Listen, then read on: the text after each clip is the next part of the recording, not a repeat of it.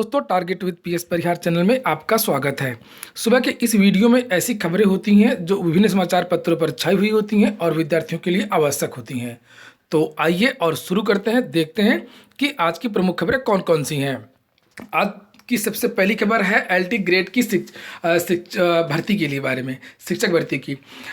इसके बारे में रोज कुछ न कुछ समाचारों में आ रहा है कि इस भर्ती में काफ़ी विवाद है, जिसकी वजह से लोक सेवा आयोग इसका रिजल्ट निकालने में आनाकानी कर रहा है। बहुत सारे इसके मुकदमे हो गए हैं, अर्हता को लेकर के भी बहुत सारी समस्याएं हैं। और जिन विद्यार्थियों को हाई कोर्ट ने प्रोविजनली अलाउड किया था परीक्षा देने के लिए, उनके परिणाम को लेकर के सबसे बड़ी समस्या है कि इनका जो परिणाम है क्या किया जाए, दिया जाए कि ना दिया जाए। आंसर सीट को लेकर भी काफ़ी विवाद है, चूँकि इसकी आंसर की नहीं निकलने जा रही है। देखिए यहाँ पर लिखा हुआ है कि कला, कंप्यूटर, जीव विज्ञान आदि विषयों के लिए अर्हता का विवाद तो भर्ती का विज्ञापन जारी होने के बाद ही शुरू हो गया था, जिसका निपटारा 5 माह बाद भी नहीं हो सका। अभी भी इस पर कोई निर्णय नहीं लिया गया।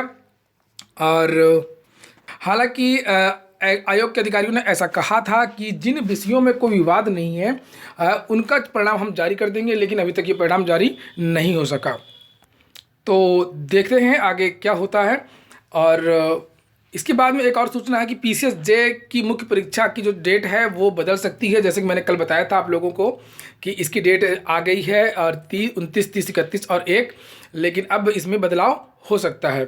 अगर पीसीएस जे की जो परीक्षा की डेट है मुख्य परीक्षा की वो बदली, तो जो आगे परीक्षाएं उनकी भी डेट, उनकी भी तारीख बदल सकती है। इसके बाद में प्रशासनिक सेवा परीक्षा यूपीएससी के लिए जो नीति आयोग ने कहा था कि इसकी जो आयु है वो कम कर दिया जाए, लेकिन अब ऐसा नहीं है। सरकार की तरफ से वक्तव्य आया है कि अभी हम इस पर कोई कदम नहीं उठाएंगे और आईएएस बनने की जो मिनिमम आयु है, अधिकतम आयु है, वो कम नहीं होगी। लिखा कि केंद्रीय मंत्री जितेंद्र सिंह ने कहा कि सरकार ने इस संबंध में कोई कदम नहीं उठाया है। और केंद्र सरकार ने प्रशासनिक सेवा परीक्षा की तैयारी कर रहे अभ्यर्थियों को बड़ी राहत दी है। केंद्रीय मंत्री जितेंद्र सिंह ने मंगलवार को अभ्यर्थियों की अधिकतम आयु सीमा कम करने की अटकलों को सिरे से खारिज कर दिया। तो मैंने भी आप लोगों को बताया था कि ये आयु अभी नहीं बदलने वाली है, जितनी आयु सीमा है उतनी ही रहेगी। सामान्य वर्ग के लिए 32 वर्ष।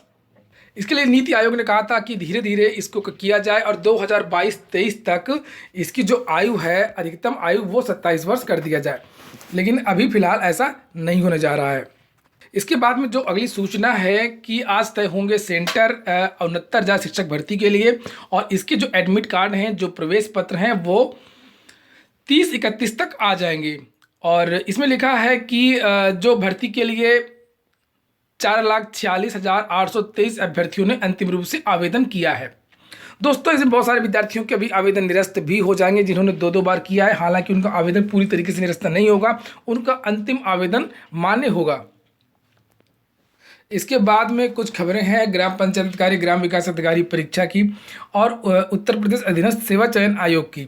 उत्तर प्रदेश अधीनस्थ सेवा चयन आयोग ने 3 कॉलेजों को ब्लैक लिस्टेड किया है जहाँ से गड़बड़ी हुई थी। नीचे लिखा है कि उत्तर प्रदेश अधीनस्थ सेवा चयन आयोग की शनिवार को हुई भर्ती परीक्षा के दौरान 3 स्कूलों में गड़बड़ी पकड़ी थी। एसटीएफ ने तीनों स्कूलों पर छापेमारी कर 20 लोगों को गिरफ्तार किया था। इसके बाद शिक्षा विभाग ने तीनों स्कूलों को ब्लैक लिस्टेड कर दिया है। ऐसी बहुत सारी खबरें आई थी जहां पर नकल हो रही थी सेंटरों में मैनेजमेंट से मिलकर के, या वहां से बुकलेट वगैरह बाहर हुई थी। चूँकि इन कॉलेजों में 69,000 शिक्षक भर्ती की भी परीक्षा होनी थी, वहाँ के लिए भी सेंटर लिया गया था, लेकिन अब वहाँ पर सेंटर नहीं होगा। लिखा है कि विभागीय सूत्रों के मुताबिक एसटीएफ ने जिन 3 स्कूलों में गड़बड़ी पकड़ी थी, उनमें जनवरी में होने वाली सहायक अध्यापक भर्ती परीक्षा के भी केंद्र बनने थे। खुद डीआईओएस कार्यालय ने इन स्कूलों की सूची सचिव नियामक प्राधिकारी को संस्तुति के साथ भेजी थी। हालांकि आनंद फानन में इसको हटा दिया गया। और इसके बाद में ऐसी भी सूचना है कि जो वीडियो का पेपर आउट होने की जो सोशल मीडिया में न्यूज आई थी, जो पेपर दिखाया गया था, उसके बारे में भी सरकार के संज्ञान में आया। सरकार ने कहा इसके बारे में बहुत जल्दी एक जांच होगी। इसके बाद में दोस्तों बहुत सारे विद्यार्थी पूछ रहे थे मुझसे कि नलकूप चालक की परीक्षा कब होगी, यानी कि ट्यूबवेल ऑपरेटर का जो पेपर आउट हो गया था वो कैंसिल कर दिया गया था। इसके बारे में जो अरुण सिन्हा हैं, यूपीएससी के कार्यवाहक चेयरमैन हैं यूपीएससी के, उन्होंने कहा है कि उनके एक साक्षात्कार में कि नलकूप चालकों की जो परीक्षा है ये जनवरी में होने जा रही है। तो अब समय नहीं है, आपका इसी महीने ये नलकूप चालकों की परीक्षा हो जाएगी। और जनवरी में यूपी ट्रिपल एससी के बहुत सारे जो परीक्षाओं के रिजल्ट हैं जो लटके हुए हैं, वो सभी रिजल्ट जनवरी में आने की पूरी संभावना है। ऐसा जो यूपी ट्रिपल एससी के चेयरमैन हैं उन्होंने कहा है कि हम जनवरी में 4 परिणाम देने जा रहे हैं। ये देखिए यहाँ पर लिखा हुआ है कि युवाओं के लिए नए साल में आयोग की ओर से क्या तोहफा होगा। जब इनसे पूछा गया था तो इन्होंने कहा था कि जनवरी में ही 4 परीक्षाओं के रिजल्ट निकालने जा रहे हैं। इनमें से 2 परीक्षाएं सुप्रीम कोर्ट के निर्णय के अधीन है।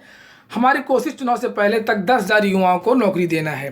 तो जनवरी में जितनी भी आपकी परीक्षाएं हैं, पिछली जो 2-3 परीक्षाएं हुई थी, उन सभी परीक्षाओं के परिणाम जनवरी में आ जाएंगे। तो ठीक है दोस्तों, ये होगी आज की अपडेट और इसी तरीके की अपडेट प्राप्त करने के लिए आप लोग इस चैनल से जुड़े रहें।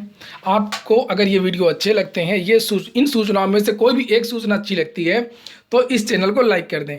बहुत बहुत धन्यवाद।